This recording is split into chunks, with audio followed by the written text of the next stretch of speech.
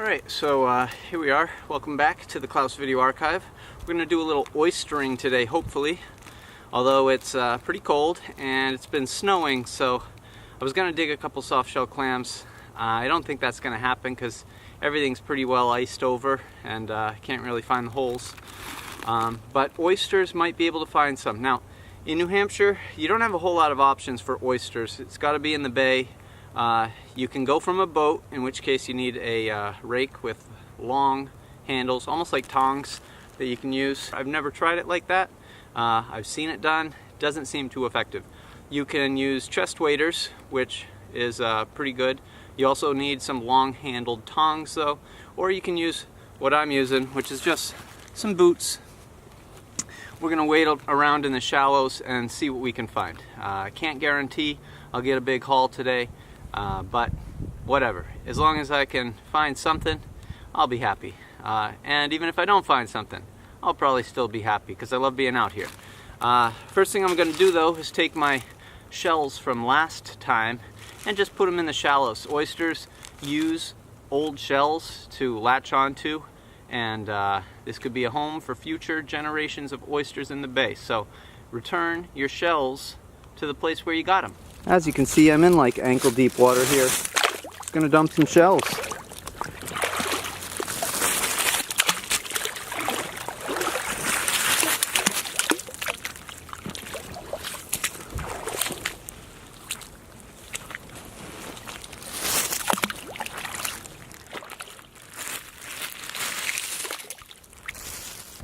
None of them are quite big enough to take, but you can see right here some small oysters latched onto this big rock. You'll find them like that on rocks along the bottom. So you can see here an example of what I was talking about earlier. This oyster has latched onto an old mussel shell, and then there's a smaller oyster right here that's latched onto this oyster shell. So they kind of grow in clumps, and you can have lots of small oysters on one shell, or one rock. I try not to take any that I find like this because I don't want to, take this tiny little oyster. So we'll just throw that back in there. Here's another one. This oyster here is latched onto a mussel, large mussel, and that's got some seaweed attached to it, so kind of a neat little ecosystem right here. So this is really what we're looking for right here. Water's a little bit stirred up, but I saw this guy. That is a handsome sized oyster, right? It's got some girth to it. It's going to be a nice oyster. So we'll just put that in our bucket. That one was hiding just behind this little seaweed attached to the rock. If you pull that back, you might find some more even. Here's something.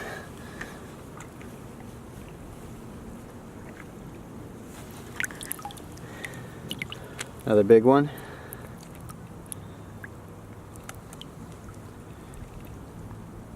Now this one has a number of smaller oysters on it, right there, there, and there, and another one right there. So, oh, and another one right there. So I'm going to throw that one back. That is a huge oyster, though.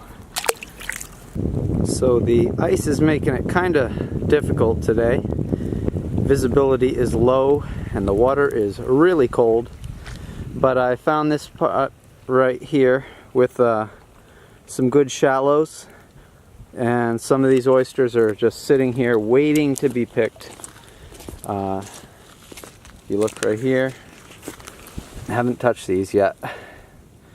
That's a good oyster. Right next to it, another good oyster from the looks of it. That one's open. The shell's open like that, just nope. That looks like a good oyster. All pretty decent size, so 3 right next to each other. Might even be able to dig some clams in here, but looks like another good one right there. Nope, half shell, but here's one. Good. Look at this beast of an oyster I just found. That is a thick oyster. Nice. Oh, so cold. It's freezing out here. Look at that. Beauty. Alright, so right in this little area, right in here, we just got all these good size oysters. No little ones attached to them. They were all pretty loose, so pretty nice haul.